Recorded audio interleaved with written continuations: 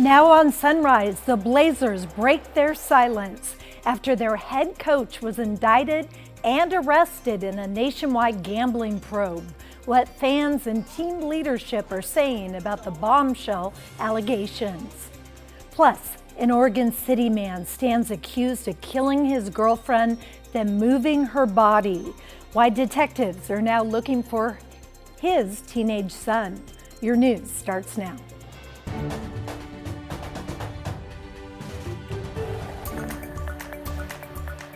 Good morning, and thanks for getting up with us on this Saturday morning. I'm Libby Dowsett. Your headlines are coming up in just a minute, but first, let's check in with Corey Johnson for a look at our Saturday forecast. Yeah, Libby, we are weather impact alert right now because we do have rain, heavy winds that are making their way through the area. And a lot going on. Yes, a lot going on that we saw, especially yesterday. We had a weather impact alert as well. But taking a look at our satellite and radar, this is over the last few hours, the late evening on Friday into the early morning Saturday, and you can see that system, a wave of rain moving in. So we are wet and windy through today is when that weather impact alert expires. And then the impact, very windy, so wind gusts of 40 miles per hour specifically in the valleys, but could get a little higher for us in the way of wind gusts near the coast. And then make sure you drive carefully, secure any loose objects because of those gusts that we are expecting. Now, taking a look at active radar right now, you can see the majority of the rain that we are seeing sits a bit southwest to Tualatin, Oregon City, Beaverton can be getting some rainfall right now, and then we do have portions near the coast that are also picking up in the way of wet weather. But your temperatures right now sitting a little bit cooler this morning as a result of that storm system that we are monitoring. 44 in Pendleton, 40 in the Dalles, 49 currently in Portland, and then 52 near Astoria. This is our Wells Fargo Tower camera. Not quite raining right now, and I didn't see any drops on my windshield when I was driving in this morning, but we will see showers pick up specifically as we get closer to 7, 8 a.m. That's when we do have a stronger band coming through. But 49 in Cloudy Forest there at our Chinookins Casino camera out in Lincoln City. A little bit of fog near the coast as well, 54 degrees and some light showers.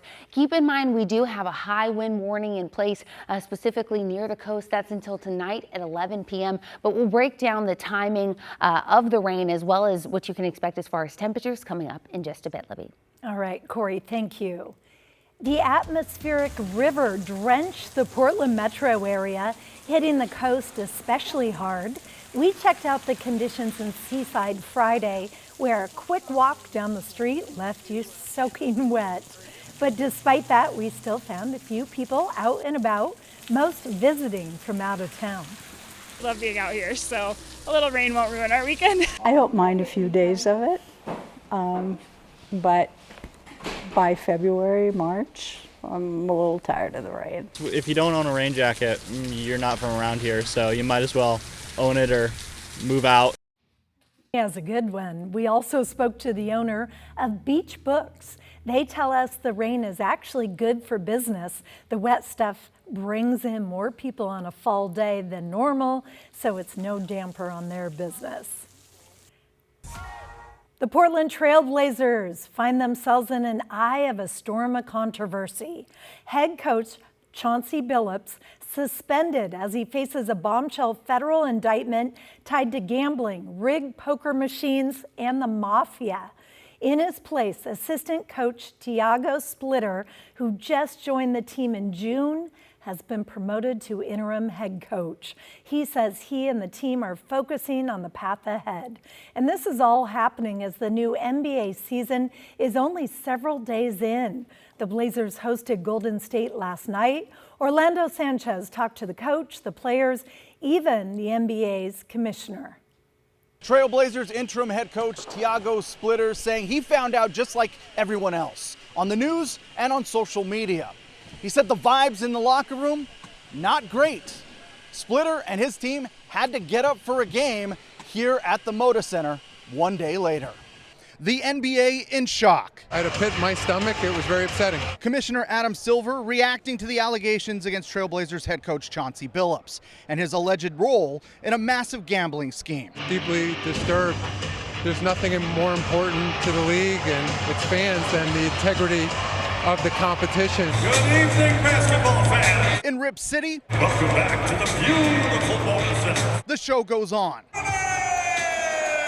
With Billups on leave, We are thinking of him and his family, but we got a job to do. after joining Billups' staff in June, Tiago Splitter takes over as interim head coach. I wasn't expecting for sure, but like I said, I have to be ready. I was ready. I am ready. His message to the team? These guys are human beings, and we understand that, but trying to focus on the basketball part for sure. The Trailblazers on the court just one day after the news broke, playing their first game without Billups.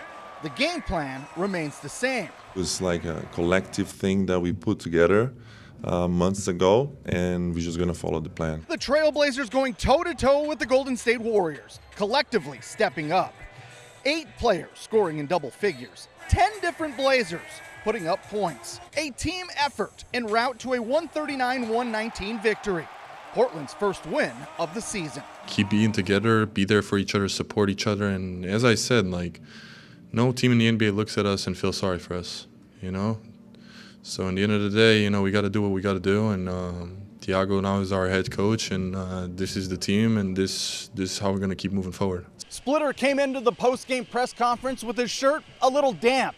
He said he was doused with water by the team when he entered the locker room. He said it was just great to see smiles on his players' faces again. Splitter and the Trailblazers will hit the road for the first time this season for a 3-game trip starting in LA on Sunday against the Clippers. Reporting from the Moda Center, Orlando Sanchez, KGW Sports. And this was only game 2 of an 82-game regular season. The Blazers have high hopes of getting into the playoffs. We talked with Rip City fans at last night's game, and just like the team, they are focused on moving forward. We have to have their backs, you know, stuff happens. We love our Blazers, and so no matter what happens, we got to be here for them. I think Chauncey Billups is gone, and I can't think of him right now. I've got to think of the Blazers. I hope he has good family, good lawyers. Billups' attorney issued a statement Thursday denying the allegations and saying the coach intends to fight the charges.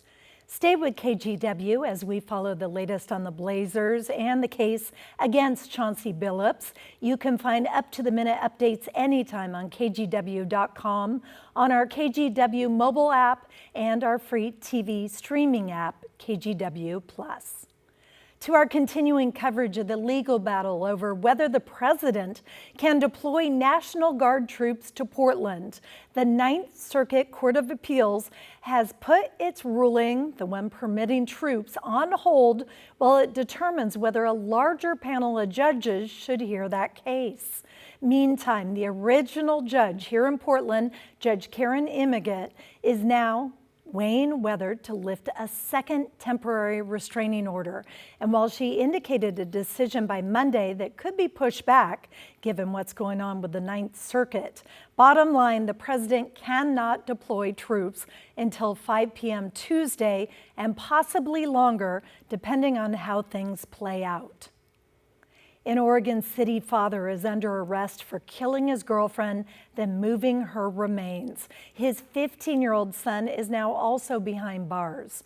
Alma McCarty explains why detectives believe his other teenage son could also be connected to the grisly crime. On Hilltop Avenue in Oregon City, neighbors noticed investigators outside this home a couple of times over the last couple of months. Most recently on Thursday, as shown in this photo provided to KGW. No one knew exactly why until Friday afternoon. A day prior, the Clackamas County Sheriff's Office and the Oregon City Police Department arrested 56-year-old William Blake, charging him with the murder of his girlfriend, 38-year-old Jennifer Stewart. In September, Stewart's remains were found in the Mount Hood National Forest southeast of Estacada. The medical examiner then ruled her death a homicide. Deputies believe Blake killed Stewart during an argument at this home on August 15th. Investigators also arrested Blake's 15-year-old son Thursday for allegedly moving the victim's body. Now investigators are looking for the suspect's 17-year-old son and this truck, a Chevy Avalanche with Texas plates, related to the case. That license plate number is TFN 3197.